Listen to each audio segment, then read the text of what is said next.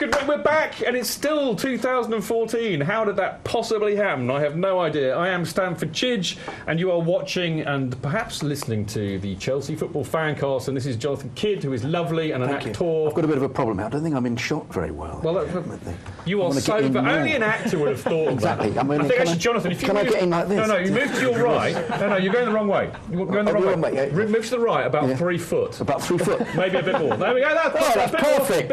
Thanks, Chief. Lovely. Perfect, great. We've got Ross Mooring, we've got Pablo, and we have got the mighty benches, a packed benches tonight with Cheddar, the ringmaster there, and my lovely, oldest, bestest Chelsea mate, the legend that is Chell Tell himself. Oh, it's great to see him. Great to see him. Now, we need to talk about some football. So I'm sorry to say, I know. Jonathan, you can come back into shot. Oh, am I out of shot? Come back into shot. Oh, thanks. You know, we might try and sell this edition to a sponsor, and for some reason they might prefer it if you were here. Okay. But, comedy moment. The Laurel and Hardy of the Chelsea Football FanCast. Thank you very much, both of them. You are both of them. Yeah, I know. Work that the one. fat one and the slim one. Yeah. No, I think you're a bit more Stan Laurel, really, aren't you? You know, and I'm a bit more Oliver Hardy. Yeah. Even if you know what I mean. Yeah, sweet. Yeah, because I've heard about this keepy uppy stuff. Yes, you have. Oh, there we go. Right, football. Okay. We got to talk about some football. I mean, I promised you we would talk about football for at least a minute, so we're going to try. What football? Exactly, I know. Right, we played Derby or some stupid Irish betting bloke on TalkSport insisted on calling them Derby. go figure. But anyway, we played Derby on Sunday in the third round of the FA Cup, a competition that we as Chelsea fans absolutely love and applaud. But having said that, I thought it was a rather frustrating first half. I think we had something like 84% possession in the first half. Seems to be the norm. But we didn't actually create any clear-cut chances. And it had a horrible element of deja vu. Essien, Mikel, Ramirez in particular, slow tempo, no width, playing half. through the middle, resorting to long shots. It was all a bit, you were there, Pablo. Were you getting a sense of frustration like I was at home? It was a pretty low quality, that first half, really. But, I mean, it wasn't quick enough, and that basically enabled them to get 9 men behind the ball in the box every time and just shut them out. And we had Ramirez playing in a position where he just didn't want to play and therefore didn't try.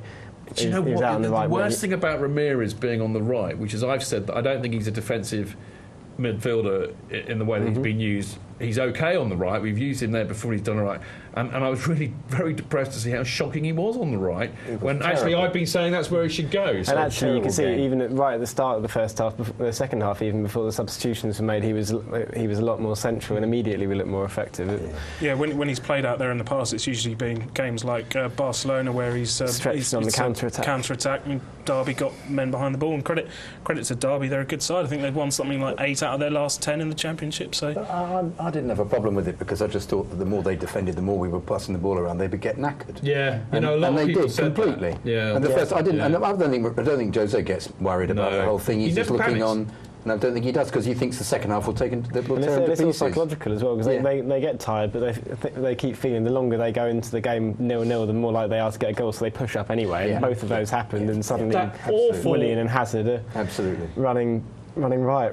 That awful. Sorry, but we've just got BBC Three on our monitor and a load of birds. What is it? Can we watch distracting. They look quite good. There's a lot of this going on, if you know what I mean. Harry's doing a dance for us. Talking about. Go back to the football. Anyway, I was watching it on the loathsome BT Sport, and they had the even more loathsome.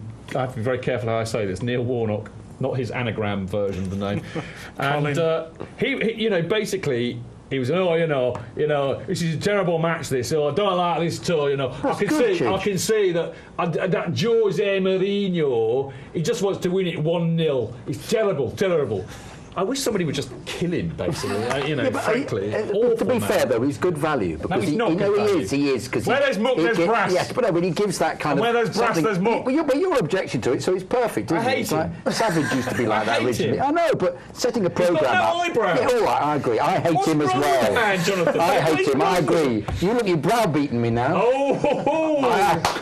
I've been stamped down. Anyway, look, going back to the football. This isn't boring, this podcast, that's for sure. I'm just trying to avoid talking about the football like I always do. Look, the bottom line was Essien went off, which I'm afraid, sadly, he had to do, and Hazard came on, and it was the creative spark which kind of got us back into Well, I mean, I do accept the point that we were probably always going to win it because they were going to tie, but I think we were knocking on the door. And you think as well, suddenly the psychological effect of having effectively the front seven, first choice seven, playing, something like McCallum, Ramirez and Willian, Oscar Hazard and Torres all there. Psychologically, that's a first choice. You've got to take your hat off to Willian, though. Oh, hello, there we go. We got the team there. I'm amazed. But Willian has just become fantastic. Yeah. I mean, hasn't he? Oh, the pace. Last 5 games coming to his own. Yeah. What a perceptive purchase that ended up being. Yeah, for those that were doubting him before, so all he does is run around a lot. I went to the Swindon game and he was awful. Well, completely off the pace, but that was early on because. But it takes them a while to adapt to the pace. Completely. And also they've been playing in that for Asnat, haven't they? Anyway, One of the things I noticed on that graphic. Can we have a look at that graphic again, chaps in the gallery? Because there's something very important that needs to be revealed, and there it is.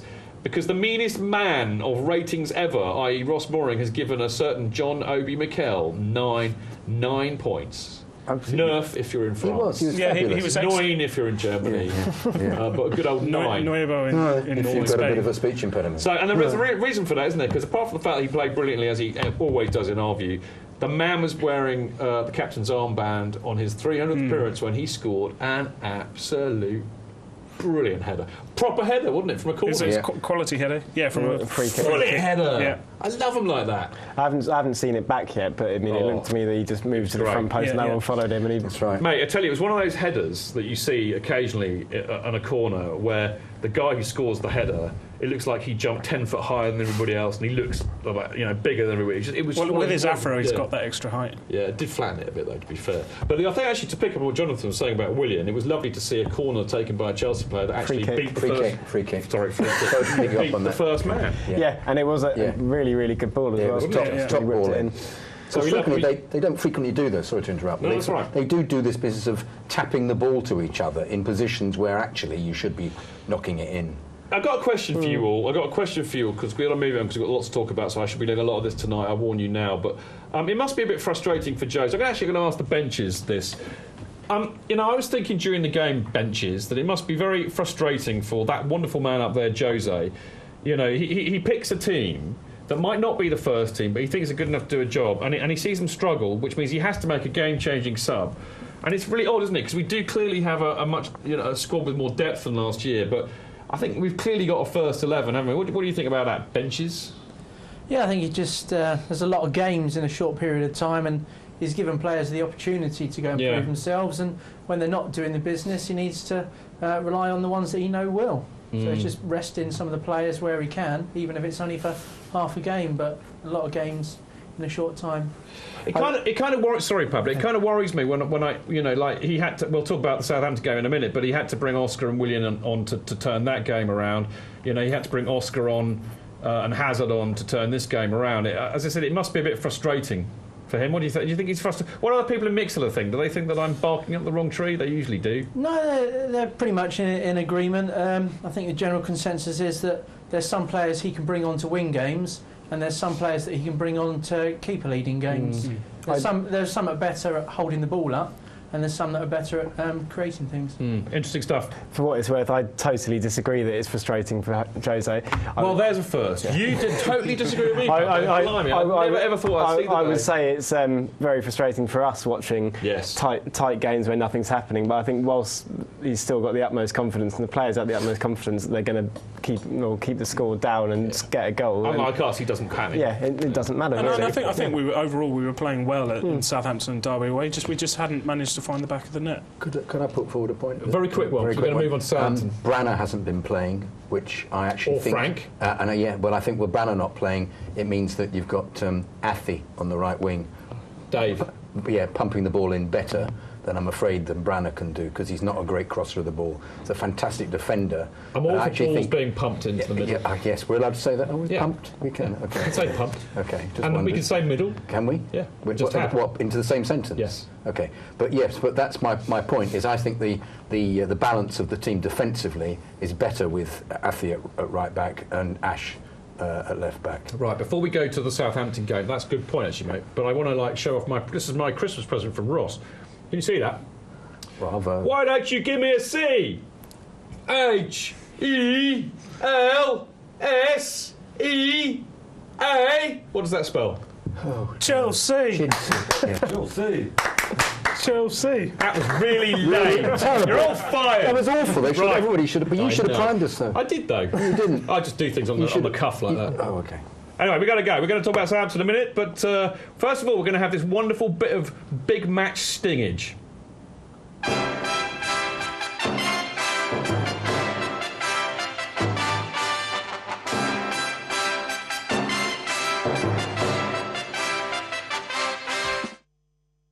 Lovely jubbly. Right. As people know, I'm very poor, so I don't get to go to many away games. There are unkind people out there who might accuse me of being a plastic armchair fan. The reality is that I am very poor. But I do like going to Southampton away because it's very, very close to where I am now living. And therefore, for me personally, is what I like to call a serious grudge match. And boy, did I have a good time. But it's a bit of again, like the Derby match, funny enough. It was a tough first half, but the tempo was pretty good. Southampton are no mugs, and they proved that by the need for us to actually do some pretty stoic defending, I thought, in the first half. But again, Jose shows his worth and makes 2 fantastic substitutions early, I hasten to add, bringing on Oscar and Willian, and we suddenly had a different game. But it was interesting, Ross, wasn't it? Because, the minute he made those substitutions, the tempo and energy immediately raised when Mata and Schürrle went off with Oscar and Willian coming on, didn't it? Yeah, and we saw the evidence of that in the way that we were attacking and took those chances. I mean, it was really sort of effervescent football. I thought we were a little unlucky in the first half, actually. Torres was involved in a number of chances where we probably could and should have scored. He played all right, didn't he, actually, Torres? He did play well. He did play well overall. As always, you're not reading the script because he was like 4th on my list. But you know what? I don't care, Ross. Let's talk about Torres now. But he still doesn't hit the target enough in situations that... I mean, I was surprised he got the header in that game and scored. Well, it hit him, really. It was a classic. It hit him. I was right behind that, obviously. And it did. He kind of like fell over and it hit him in the head. But I have to say, it hit him in the head like a bullet and it went in. Yeah, well, it looked to me as if he controlled it slightly. We're being very mean. I think you're being very unfair. I think you're being very unfair. I'm being fair to him. Hang on. I haven't finished with Jonathan being unfair. He doesn't hit the target enough. He doesn't. No. He gets into situations where a top striker... I mean, he's actually his distribution and his ability... You're him up there. No, I'm not. I shouldn't have said top because those are the words of the moment, aren't they? But there he is, celebrating the ball hitting him on the head and it going into the net. But he should have scored earlier, and there were other games, as in also in the Derby game. Good save from the keeper, arguably. Good save from the keeper. Yeah, very, very good. Should have scored, though. Still should have scored, I agree. A top striker would have scored. Yeah. Suarez would have scored. Yeah.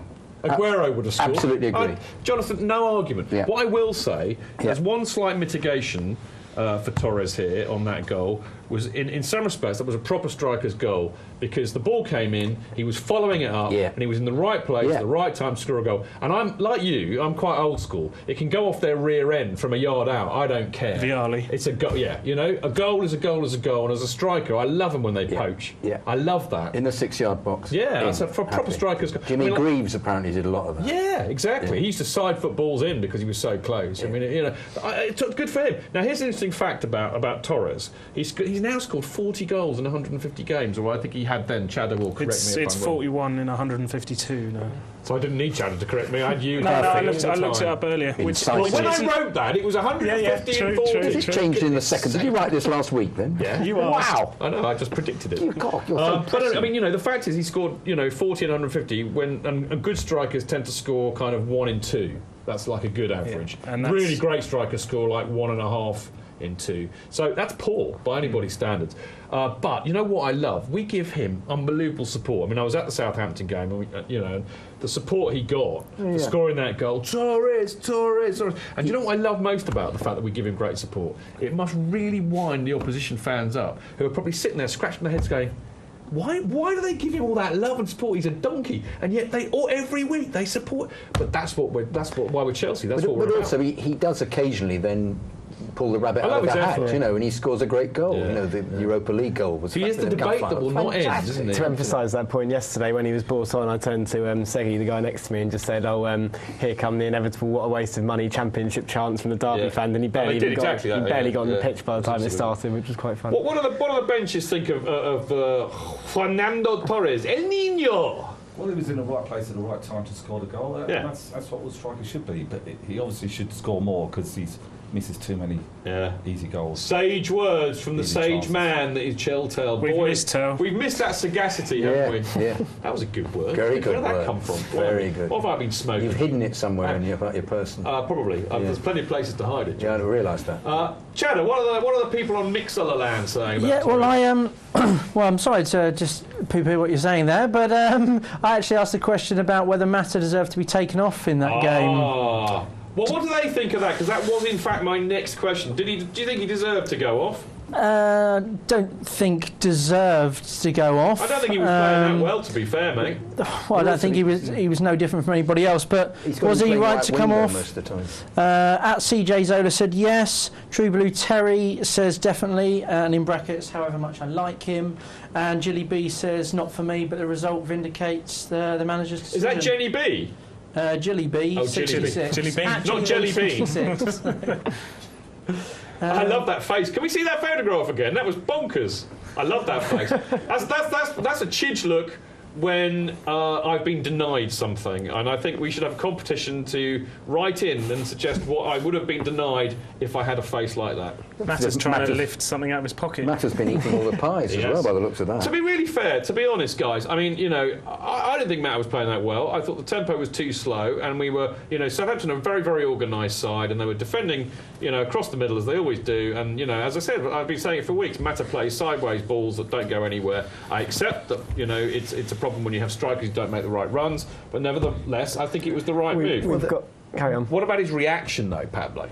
Because everybody's made the media. I don't think there was a reaction. I think he was upset with himself. I don't think he's. But it's not what the media have been building it up. Yeah, he was annoyed about something, and he's a footballer. He wants to play. I think he feels like getting subbed off twice in a row like he was, and being subbed off so early. Subbed off. Yeah, I'm worried about that phrase. Yes, every time substituted. Yeah, I mean, I gave him a 6. I don't think he saw much of the ball, but isn't that once again because he sticks him on the right much more rather than no, I think shoot you for my mum. At least I'd get my washing done. Great line. Though. It's a band called The Who. The Who. If you haven't heard of them, check them out on iTunes. Yeah, it's a good song. Substitute, it's called. We should have done that in a voice. We should have done. We should have done it in the Who style.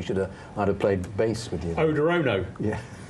There are copyright issues there. We should move on. We've stopped talking about football. Ross, there might be copyright issues. I can't even remember what I was talking about. Ross, I've ruined the moment, haven't I? He got taken off early, is where you were. That's what I was going to say.